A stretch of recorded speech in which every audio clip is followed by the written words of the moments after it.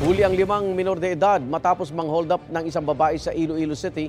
Sa kuha ng CCTV, makitang naglalakad ang biktima kasama ang kanyang 2 alagang aso sa Quirino Bridge sa barangay President Rojas. Maya-maya biglang inagaw ng 2 lalaki ang bag ng babae. Tumakas sa mga salarin kasamang 3 iba pa na nagsilbing lookout.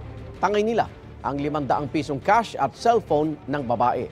Base sa investigasyon, ang 5 ay tumakas mula sa Balay Dalayunan na isang detention home para sa mga menor de edad. Dadakip sila sa kanilang bahay at nabawi ang cellphone ng biktima.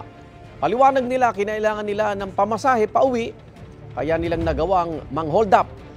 Gagawa raw ng mga hakbang ang Balay Dalayunan para hindi na maulit ang nangyaring pagtakas. Igan, mauna ka sa mga balita, mag-subscribe na sa GMA Integrated News sa YouTube para sa iba't ibang ulat sa ating bansa.